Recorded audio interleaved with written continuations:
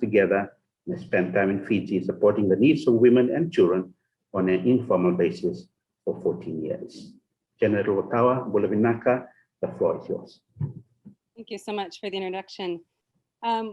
We believe that women are the fundamental drivers of change in their communities, and that organizations wanting to support sustainable development goals in communities need to themselves be largely self-sustaining to know how to truly help others. So COVID-19 has really challenged us to step up our game and to figure out how do we continue to create opportunities for rural remote women in pandemic times. We are an economic and leadership development program for rural remote women in Fiji. We operate in partnership with over 350 women, an additional 1,600 dependents. And we've strived to become as self-sufficient as possible to enable us to have an authentic framework for our work that's truly responsive to communities and how they articulate their needs and priorities. We guarantee market for the women in our program. So we invest in product design and innovation to drive sales and to grow our market so that we can work with even more women. Pre-COVID, we were about 85% wholesale based, with our major market being the tourism market and its sort of related branches in Fiji. Our secondary market was conferences. And so both closed down pretty much overnight in March 2020. We invested in web development for e-commerce and launched a very basic site in 2019, but our setup really didn't attract or convert to many sales each month. So last year, we were really fortunate to have an e-commerce specialist volunteer with us to better understand why we weren't attracting more sales, how we needed to change our e-commerce platform, and how to think about scaling community-based production to deal and interface with the fast-paced world of e-commerce. Without that sort of pause and rerouting to invest time and resources to launch a new site in November, we really wouldn't have any capacity to operate outside of grants this year.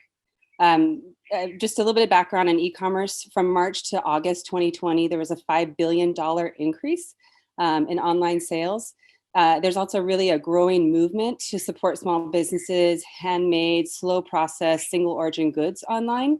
So these trends can really create opportunities for us, but we have to be clear on how it works. And we need to make sure that, basic things like our postal services, have enough stamps to ship orders when it's time to fulfill.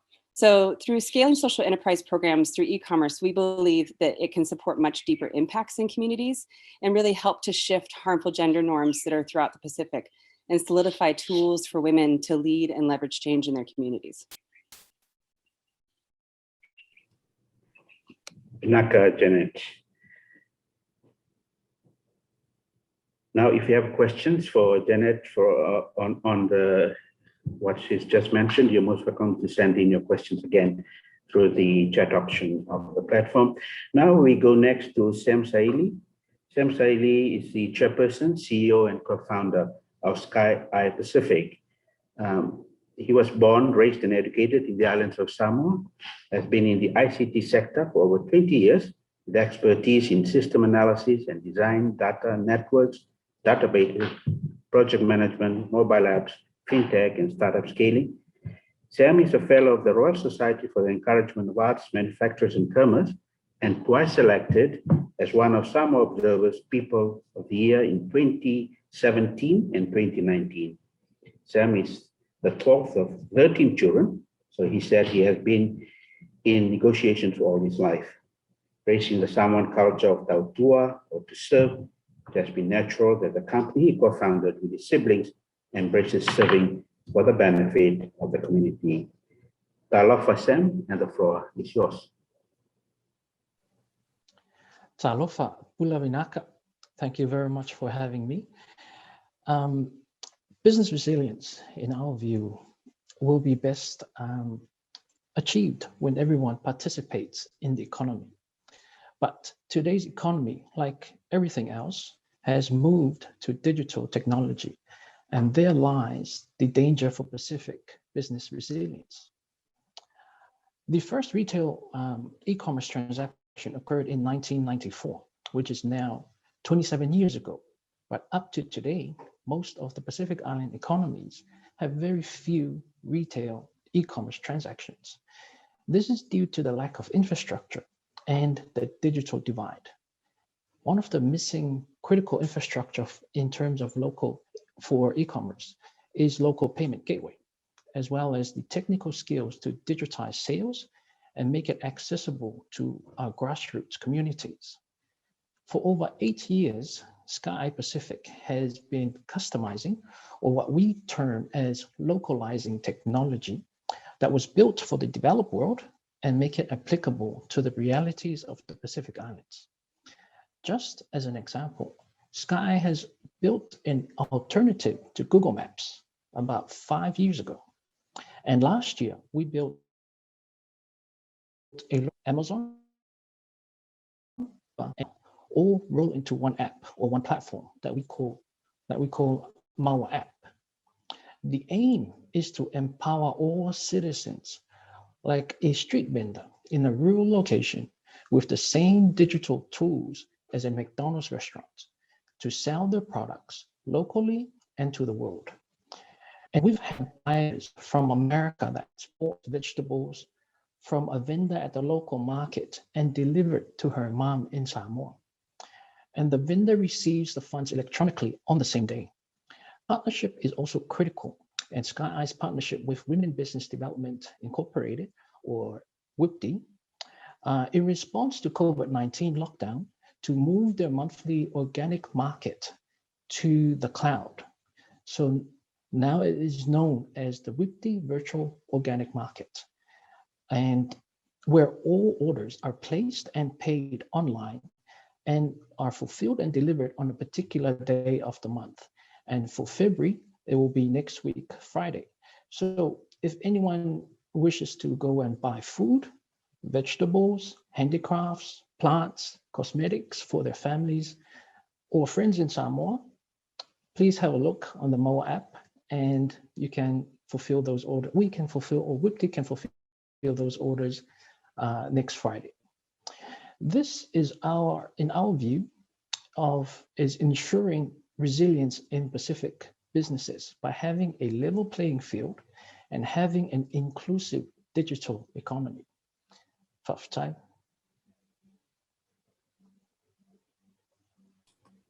Perfect. I love us, and thank you for that very interesting localization of apps and technology there in Samoa. Something that we'll certainly want to hear more in our discussions soon after we hear from our guests from our panelists this morning. Next, we go from Samoa, we go to Nauru, to Miss Adeline Ika. She's the Acting General Manager of Nauru Shipping Line.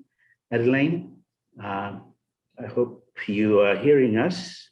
You can also activate your camera. The floor is yours.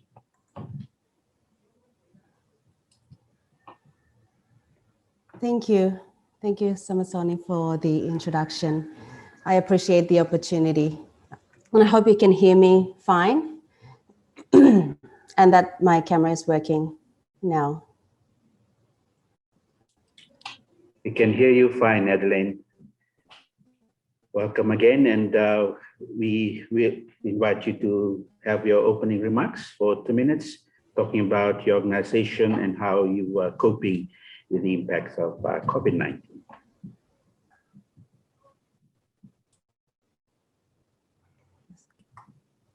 Thank you.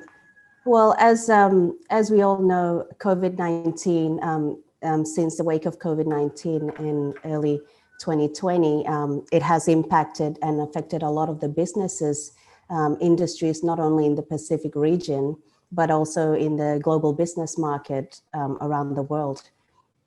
Now, for small countries such as Nauru and similar to other small countries in around the Pacific where agriculture and industrial resources are limited, we rely heavily on shipping services to provide a regular service into the island to provide essential goods, especially food supplies and other essential commodities which sustain our lifestyle on the island. In the light of COVID-19 and with the outbreak of COVID-19 and travel ban restrictions were imposed and mandatory quarantine periods, as we now are very familiar with, measures were implemented as a result of the COVID-19.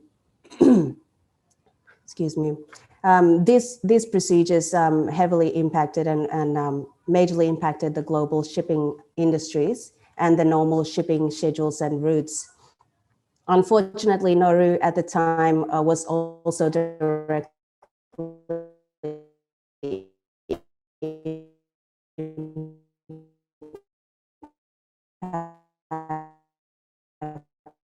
by this, and this negative impact was quite significant for Nauru, as the sustainability of the nation's well-being and the livelihood was at risk. So at the time, in order to establish its shipping line, was dedicated to provide a regular shipping service, dedicated to provide a shipping service to Nauru from Suva, but also linking the trade market to from other parts of the region, Pacific region, and other parts of the world. So I guess just an overview, that's the success story. That was how the Nauru shipping line was established. So it was established in August 2020 of last year. It is a corporation and state-owned wholly by the government of Nauru. It is also a subsidiary of the Nauru Maritime and Port Authority. Now, NSL, or Nauru Shipping Line, currently charters a vessel to operate a regular shipping service between ports of Suva and Nauru mainly. However, we did include recently in our schedule Honiara Port in our last voyage rotation.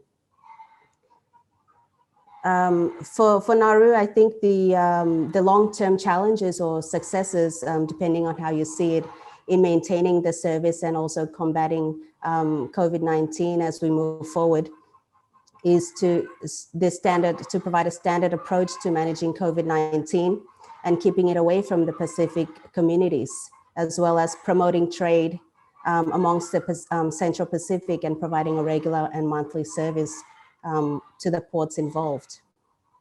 NSL plans to provide a regular shipping service between the current ports it now operates in. However, with future hopes to further expand in the trade into its neighboring countries around the Central Pacific. So in those few words, I hope you've got an fair idea of how the Nauru shipping line was established as a result of direct impact of COVID-19 and the success stories and the challenges and opportunities going forward. Thank you. Thank you, Adeline. Thank you for that. We apologize. There was some technical issues, and we had a bit of difficulty sometime in the middle of your presentation due to weak internet connections, but we managed to hear you loud and clear towards the end of it. And I apologize too. I should have say a bit more about yourself and the company. And thank you for informing us of that the company Nauru Shipping Line was launched in August 2020, as you said, and you've been in the maritime industry since 2019, working now as GM for Nauru Shipping Line, and you hold a bachelor's degree in business administration, and as general manager, your responsibility is to oversee and manage the daily operations of the shipping line along with a small team. So as I understand it, this was launched after the COVID-19 impacted the region and the world last year. This was launched, the shipping line was launched in August 2020, and you have a direct route, chartering a vessel from Nauru to Suva, and now you've also included a stopover in Honiara, and there are plans to extend this. Yes, thank you for those explanations, Adeline. Now we're just wondering whether Ambassador Roy Miki Joy has been able to join us. He was flying in from out the island of Santo this morning. If you can hear us, Ambassador Roy, you're most welcome to to come in and say hello. Otherwise, we will continue until you're able to join us. We're very sorry that you just been able to fly back to Port Vila this morning. Thank you. I just arrived from Santo. Yes, I'm in front of my laptop, my phone. I can speak on your instruction and guidance. Yes. Back to you. Ulubinak Ambassador Joy, yes, you're most welcome. So Ambassador Joy, as we have introduced you, sir, you're the former ambassador of Vanuatu to the European Union based in Brussels. Now you're the Director General of the Ministry of Tourism, Trade, Industry, Commerce, and Vanuatu Business in the Republic of Vanuatu. Yes. That is correct. So welcome, sir, and the floor is yours. Thank you, Chef. First of all, thank you for inviting me to be part of this esteemed panelist, and also for inviting Vanuatu to share its views and reflection on such a difficult period of COVID-19. I will begin by saying trade has always been important for the Pacific Islands, and governments that have just put in place targeted policies and framework have managed to bring together coherent and interlinked interventions from various sectors where trade in goods and services are very fundamental to the islands. With the value added of commerce and e-commerce coming to the digital economy, emerging technologies in progressing innovative initiatives to support our region's recovery from COVID-19, the importance of connectivity and well-connected routes for LC to our Pacific Island region has never been more important than the current period. In particular, supporting domestic inter-island value chains and regional value chains. Vanuatu as an island has developed its own piecemeal support to the provinces and to the government, to the parliament, to ensure that the level of support to our islands, because we are 83 islands, people depend on the ocean for movement of goods and transport, has become so fundamental. In our case, formal trade arrangement through the SPARTECA, the Melanesian Space Group Trade Agreement, Pacific Island countries PICTA, and accession to the multilateral trading system, the WTO, which I was also responsible for the last few years, established mechanisms and platform for exports and imports, as well as our recent interconnectivity with the rest of the world through trade policy framework. Prior to the onset of COVID-19 last March and lockdown, we had already put in place policies to assist the private sector, boost trade and investment. These are seen Vanuatu's in the Pacific in digitizing customs with the electric single window. Vanuatu I'm proud to report that Vanuatu was the first country in the Forum region to be given the single window project by UNGAD in Geneva with massive support from the Australian government. We also have in place the trade policy framework. I'm proud to say Vanuatu is the first country region again to develop the national trade policy framework, which is a byproduct of the WTO and support from both Australia and the EU. We've got a very strong, comprehensive trade policy for at the moment. This year, we plan to fully implement the implementation of the trade policy through the Governance Act, which is planned to go to Parliament before end of this year. So indeed, Vanuatu has taken greater lead and action in terms of trade policy in the region. I'm not Director General. I'm very proud to report this, and I commend my staff, my officials, and my government for the state tracking positive approach to trade to development. We have also developed our SPS for the Security Department. We have also developed the coherence in terms of trade policy with the rest of the economies of the Pacific to ratify the through Parliament and it will give us an equal footing with the rest of the island in the region. It also give Vanuatu as an independent state leverage to be able to boost our trade and investment and support our private sector network, which is very, very important. With this development, this has significantly reduced the amount of paperwork and time required from the private sector for approvals, reduced border clearances, time and reduced barriers to trade, and assist governments in collecting real data to inform appropriate policy decisions. This is what I would recommend that all countries in the region move to the single window. We have a coherent, we have an effective, efficient systems of border control and customs administration.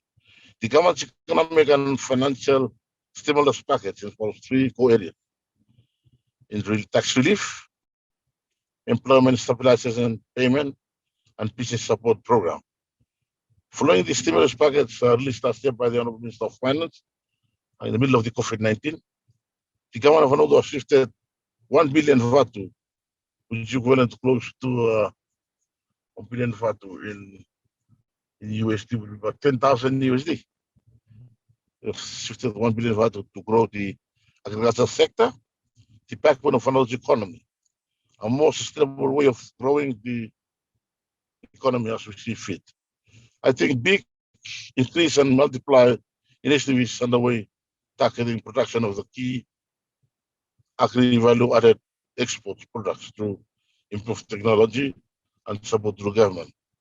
The initiatives goes hand in hand with Vanuatu's skills partnership, which is a core institution funded by the national government, doing very, very well in this country through preferences for a better balanced strategy to agribusinesses, creative industries, tourism, focusing on gender equity, disability inclusion, and climate change resilience. That is very, very fundamental work. Women in business that have managed to tap into value addition, utilizing online platforms and exporting include the cafe without the gluten for cereals, for example, have become sectors that have benefited the women's sector, and they continue to grow as a recognition to one of the women to in businesses. Additionally, trade in services, as highlighted by the other panelists, includes labor mobility in this case, integrating participants of labor mobility schemes to New Zealand to support key agricultural sector upon the return from their stints in these two countries. Providing skills development and training to create supportive businesses environment to encourage returning workers from Australia, New Zealand to invest in particular in the key agricultural sector. This is a brand new product being developed by the government with the Ministry of Agriculture and Livestock Business to ensure the skills gained or acquired by our workers in the RSE and port in New Zealand, Australia can beneficially support or put what they learned from these two countries back into form to support the growing agricultural economy, to support the local workers and to support the economy to grow as required. Providing skills development and training to create a supportive business environment to encourage retaining workers to invest in particular in this sector remains a key fundamental of this government's policy at this point in time. The coherent policy. Are we up? Mr. Joy, are you about done? Before we open up the discussion to the question and answers. That's my final okay, my final intervention. The coherent policy approaches used from bottom-up approach from community to professional and national level to our provinces remains a core issue that must be part of the decentralizing policies from government, from central government down to the local authority. Finally, the future of the Pacific is dependent. The future of the Pacific Islands Forum and the islands is dependent on stable, favorable, reliant, and coherent policy intervention with support to our leaders in the forum. And we need to remain together as a group and to work together to support our initiatives. The forum needs to stick together as a family in order to maintain its voice globally and nationally. That's where we get recognition. I thank you, sir. Thank you. Thank you, Ambassador Joy. Thank you so much.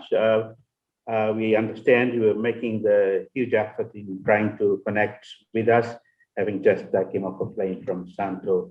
We'll now go straight into the questions. There's quite a lot of questions that are now on queue, so we'll just go through them. First to you, Janet.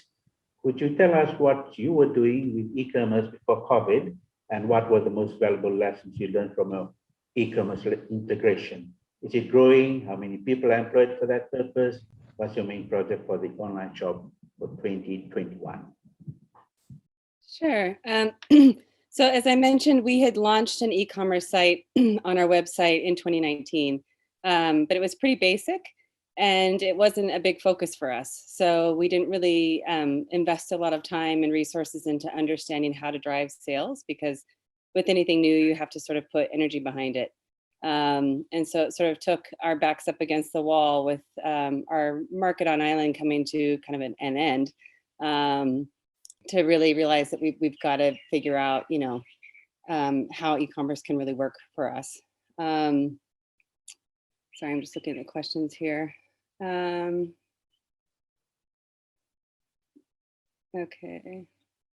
Sorry, what was the second part? I'm having a hard time finding it here. How big is the e-commerce part of your business now, and how many people you have to employ, and is it growing? Oh, it's 90% of our business now. We have a little bit of wholesale on island, and through our sort of paid ads online, we're growing our wholesale export, which is sort of a newer category for us. We were exporting some for wholesale pre-COVID, but now we're building up that list of partners. So yeah, it's really a lifeline. Okay, then Sam, the next question is for you. Is the Maua app only for Samoa or available for all Pacific regions? Would love to know more, please. Right. Thank you for that question. We definitely would like to expand it to any of the Pacific Islands that has a need for it. And this is what we've come to realize with our other operations, because Sky provides vehicle tracking. And once we were able to customize it and make it localized to Samoa, that solution was able to be replicated in Vanuatu, Solomon Islands, and Tonga very easily, because we operate in very similar environment. So I think we're trying to make sure that it works properly in Samoa before we try and take it to another island. Thank you. I'll bring in Adeline to the question and answer session now. Before we come back to you, Sam and Janet, there seems to be a lot of questions for you too. Adeline, I'm interested to know if you plan to increase shipping routes for Honiara. Thank you for the question. The answer to your question is, as I've mentioned earlier, we have recently added Honiara into our port calls in the last voyage rotation. So, and this is going to be an ongoing monthly port call into Honiara. So as well as Suva and Nauru. So we're hoping to maintain this service going forward in the future. So I hope that answers the question. Thank you. Sam and Janet, or maybe I start with a question for all of you, whoever's interested in tackling this question. I'm interested in understanding if the panel members experience scarcity in digital talent, and if so, what are strategies to access talent? Were there instances of scarcity in digital talent in all your experience in your business? Sam, Janet, Adeline? Sam, we'll start. Okay, thank you. Most certainly, and that's one of the hurdles that we face in the Pacific Islands. When it comes to ICT, the capacity of the human resource talent pool that we have is very limited. So the only way we're able to overcome that is we design it to our specifications locally, and then we bring in outside help. But yeah, we most certainly use as much as the local talent as we can. And most of the products and services that we provide has been developed internally. But when it comes to financial transactions inside an app, that's a little bit more complex, and why we needed to reach out to some of the experts, because it's quite specialized. Thank you, Sam. A question for Ambassador Joy, if you're still with us, sir. I'm just wondering, you spoke about a lot of initiatives that your ministry is spearheading in Vanuatu. I'm just wondering, given the importance of exports to Vanuatu, has the country been impacted in terms of transportation, in exporting, in delivery of its exports to the market? How has Vanuatu fared so far in post? Thank you very much. I think for the first time, COVID-19 has been a blessing in disguise for Vanuatu. The first time events are empowered with support from government to the stabilization scheme of fund to get to export. Through my ministry, we've engaged a local company with a bit of subsidy to start to export seriously how highly organic quality food produce, tapioca and cassava, to New Zealand. So far, we've exported close to 3 containers, more than 40 tons.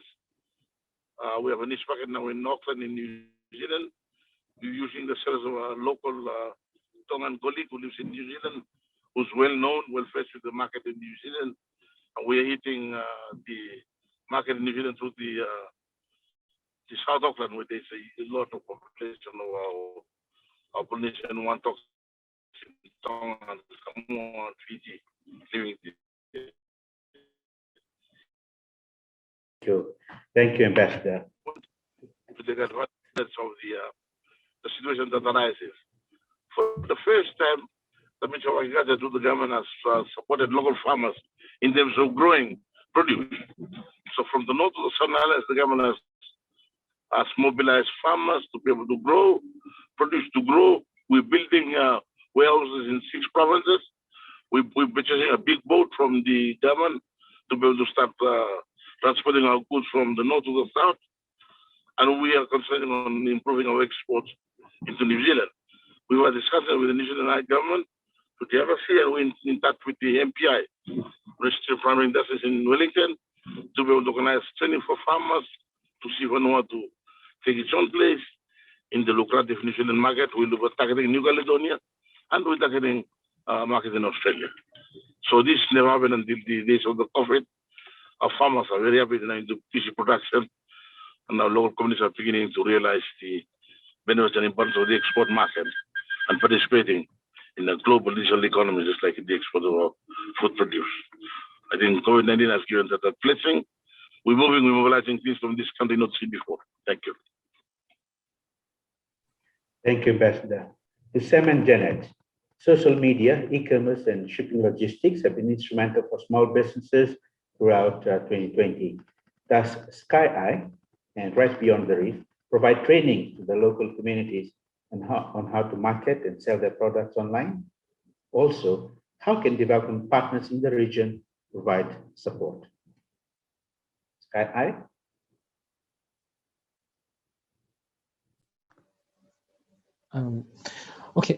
Certainly in terms of training our rural communities, that is one of the hurdles that we need to address, and e-literacy is an issue, and also access to smart device. But Sky Eye works in partnership with those that are already working in this area. So in organizations like Samoa Business Hub and the Women in Business, as well as the Ministry of Women. So they already have programs that are doing outreach to the community And so we try and be part of those outreach to showcase and also train them up and just educate them of how to use the technology that's now being made available for free to help with them, to empower them, economic empowerment. In terms of partnership with the donor community, we have been fortunate to have received funding from the DFET as well as the GSMA organization. So those, as well as UNCDF, as well as Specific Financial Inclusion Program. So those types of funding is critical in trying to reach and make digital transformation inclusive for all citizens. Thank you, Sam. Janet, would you want to add your comments on that too, on how Right Beyond the Reef, do you provide trainings for the local communities, how to market and show their product online?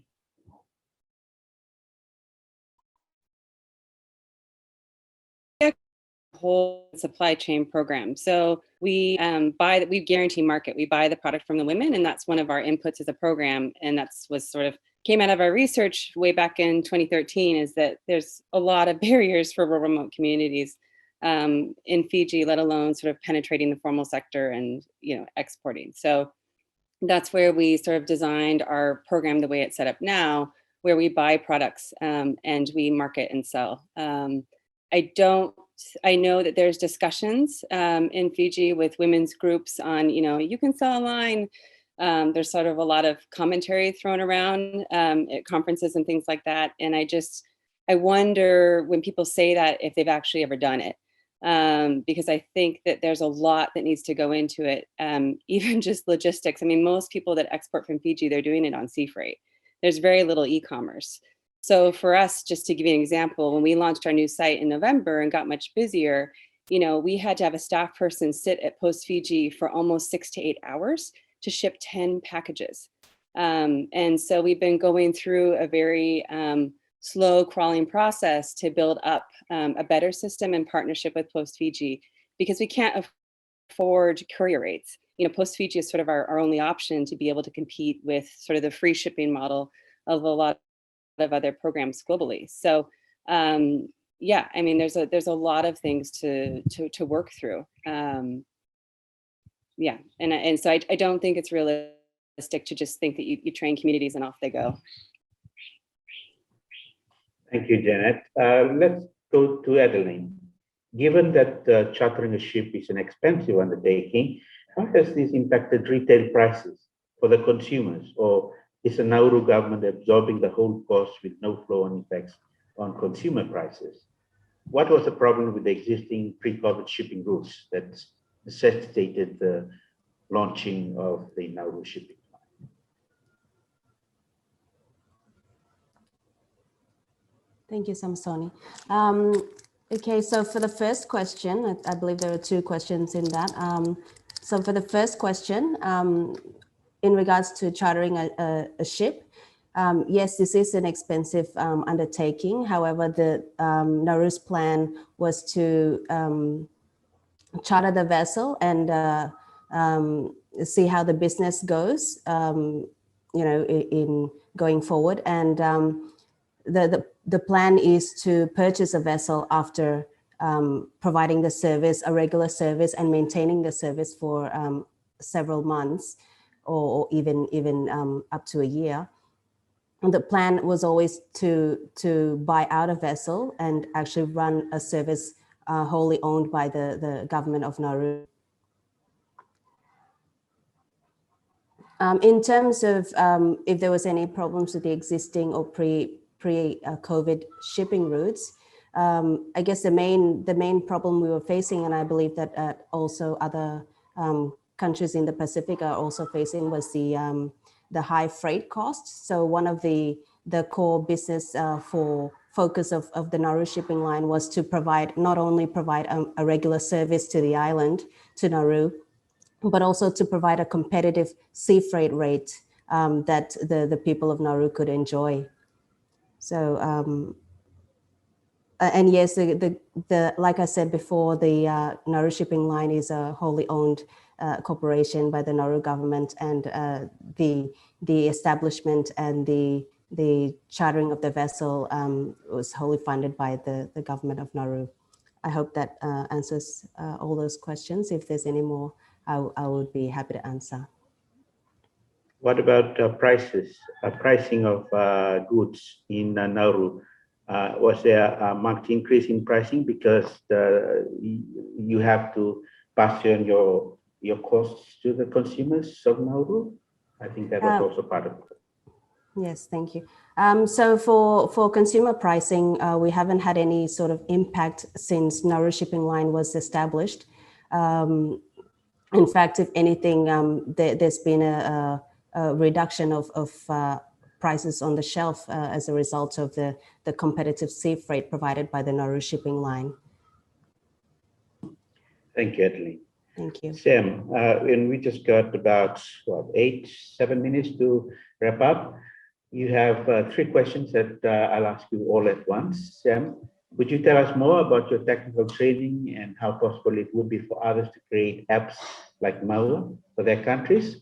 Also, do you have plans to offer goods and services from other Pacific countries to your platform? Question 1. Now, question 2, could you give us an idea of whether there was an increase in the onboarding of vendors onto the app over the COVID period? Could you also give some examples of the impact this app has had on women and impact as well on people living with disabilities? And thirdly, does the Sky Pacific e-commerce platform have capability for businesses looking to export their products online? All right, that's quite a lot there, but I'll try and address all of it. In terms of making the platform available to the Pacific, I think I mentioned that we do intend to provide it where there is a need. And there's quite a lot of planning that needs to be done, as well as quite a lot of expenses. So we're hoping to work with the regional partners to see where we can develop it to expand overseas. In terms of having products from the Pacific on the app, that we actually have a long-term view. For an example, people in Tonga, they like the Samoan fine mats, and they're looking at always buying it from Samoa. And Samoa is always looking at Tonga with their Tongan tapa and wanting to buy the Tongan siapa or tapa from Tonga.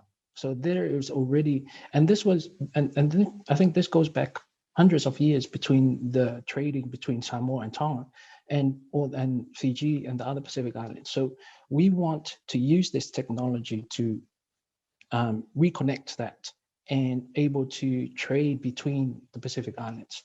We have the infrastructure in terms of the technology, but in terms of shipping logistics and those other areas, Jeanette has already mentioned the huge hurdle that we face when it comes to logistics and exporting overseas. So that's, we do have long-term plans for it, but we need to ensure that locally we can, we have a robust supply and demand ecosystem.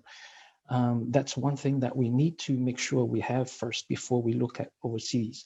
And especially right now with COVID, we need to make sure that the local economy is still robust and operational, that by the time the borders open again, that it's able to tap into that and quickly and rigorously tap into overseas markets again. I think, sorry, could you confirm what else? What's the other question? You've tackled the onboarding of vendors into the app over the COVID period. Was there an increase? Yeah. Yes, in terms of the COVID period, certainly there was a spike in uptake for both vendors and buyers because of the lockdown, as well as everyone realizing the ease of using technology or the benefits of using technology to perform their transactions. In terms of for people with disability, that is one of our biggest partners, or we have a understanding partnership with the local Nunua Lealofa, who are the advocacy group for people living with disability. And we've made the app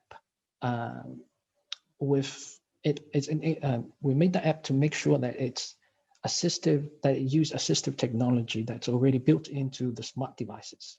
So we have approached, and we've already worked with NOLA in trying to test that out, making sure that what we were programming and thinking that works, that gets the verification from them that it does perform that. And we already have vendor that is living with disability on the platform, and we are trying to onboard as many as we can for people, for members of the NOLA organization.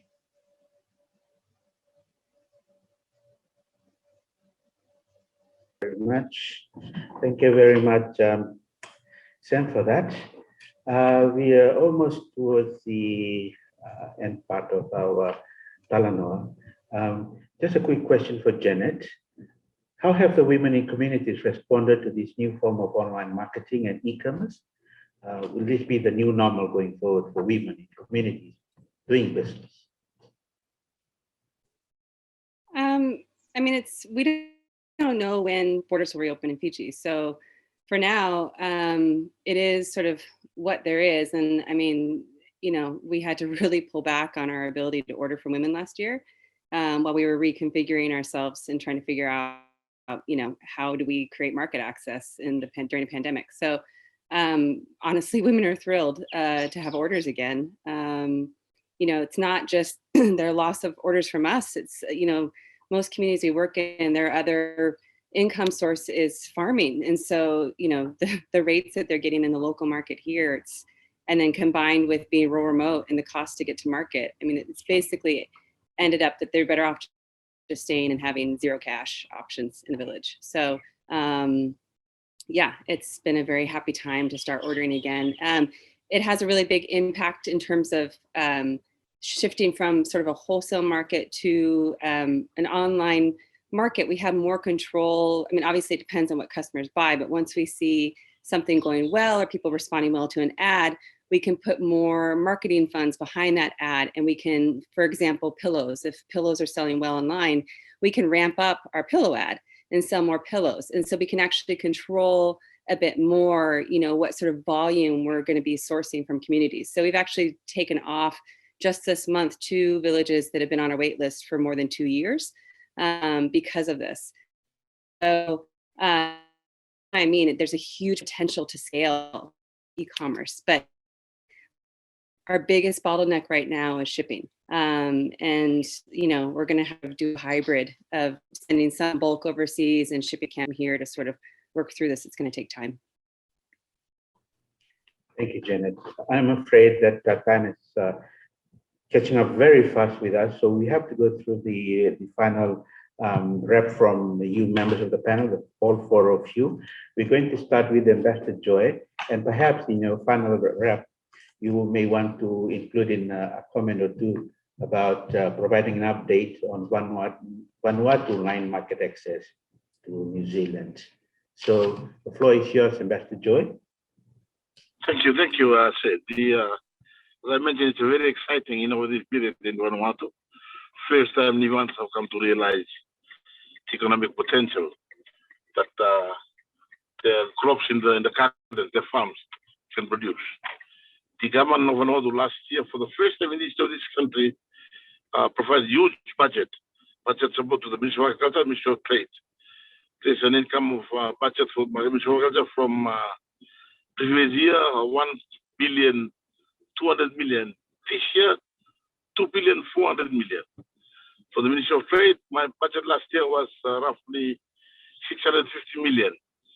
This year, I've got a budget of 1,400,000,000. So there's a huge 125% increase. This increase reflects government's affirmative policy on growing the productive sector, mobilizing our farmers, engaging them to plant only to plant in the root crops, in the islands, in the provinces, supporting the transport and shipping sector, and ensuring there's enough crops being put together by the new exporter for the Auckland market, for the market in New Zealand. We've done this with the support and collaboration of the local resident New Zealand High Commission and its staff.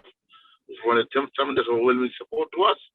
We've done this to support from the government and support from the Ministry of Trade in general. Like all businesses, they're always teething problems beginning. But I think we have, in the process, been able to rule out those issues, roll them out. We're looking at developing a uniform system where there'll be clear guidelines from the value chain, from the farmers, down the Villa and Santo, to the pack house, quality control, SPS sorted out with parasecurity and customs and agriculture, and with the export market. It's encouraging and exciting period of time in Vanuatu. On the other hand, we're also dealing with the COVID-19. I am deputy chair of the Vanuatu government's committee on bubble travel bubble. We are committed to begin with knowing the constant negotiation with the government of New Caledonia. We've increased and intensified our health system on tech, quarantine. Our government system is now fully on board to be able to carry out intense negotiation with New Caledonia with a view that we'll have our first flight from Vanuatu to Numea toward the end of April this year. My Prime Minister is committed to a big meeting in Numea with his new counterpart, and we will take advantage of this time. As a small island country, as a nation that has just developed out from the LDC, we believe that Vanuatu can no longer live in isolation. We'll not compromise the situation. We'll ensure health and sanitation and quarantine in full force. And with caution, we'll be able to slowly but surely look at allowing movement of people between Numea and Vanuatu. We'll develop start with Numea and we'll successful. Then we'll look at it with New Caledonia and the countries. Thank you. Great stuff, Ambassador Joy. Pinaka, thank you so much for your contribution. Thank you, sir. Are you Samsoni? Are you Samsoni? I am Samsoni, Ambassador Joy. That's right. That's right. Hey, thank you very much for your EO. Thank you so much, Ambassador. Thank you. Thank you. Adelaide, for your final rep. Thank you.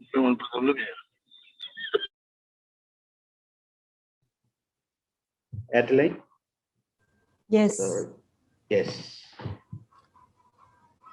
Yes. Thank you, Adelaide, for your final rep before we conclude. Okay. Any final remarks from your end? Thank you. Well, none other than thank you for this opportunity to be able to share our insight and about the COVID-19 impacts of COVID-19 and basically share with you all the Nauru shipping line and its success stories.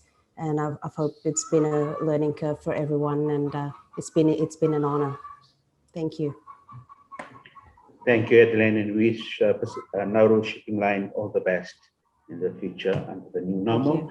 Sam Saili, thank you again for all your contribution. Your final remarks, sir. Thank you again for having Sky Eye on the webinar. We believe in partnership, but we also want to ensure that technology is inclusive, and while we continuously develop or localize, as I mentioned before, technology so that it can be applicable to our realities in the Pacific. One of the things that we also need to build is an ecosystem for digital payments. When MAWA was first introduced, it was only using mobile payments for 12 months. And the response from the market was not good until we introduced cash and overseas payments. And then we saw quite a fast pickup in terms of utilization. But if we are to have resilience and have local participation and digitize the economy, we need to build that digital currency ecosystem so that we try and move from cash-based transaction because that's how the international economy is working. And if we want to participate in that, we have to start moving to that payment method. Thank you again. Have time. Thank you so much, Sam, and all the best with Sky Pacific. Thank you for joining us. And Jeanette, you're having the last say before we wrap this Blue Pacific Talanoa. Thank you. I think, as always, it's just really important to have your feet on the ground when you're talking about policies in the Pacific. And, you know, like I said, we hear a lot of discussions around e-commerce and, you know, helping women in particular have access to markets. And I just think more of us need to get in the trenches and really understand what that takes so that we can overall be way more effective in the development sector on really, truly helping communities have sustained market access that works for them. Naka, thank you so much. Again, to all 4 members of the panel, Ambassador Joy, Adelanita, Sam Saili, and Janet Slotawa. Thank you for being with us. And also we want to thank all attendees from all around the Pacific, actually around the world, who've joined us for our first this year of the Blue Pacific Talanoa series on what does resilience mean for Pacific businesses in the wake of COVID-19. And as usual, the recording of this webinar will be up on the YouTube page of the Pacific Islands Forum Secretariat, and you can most welcome to as well watch it later.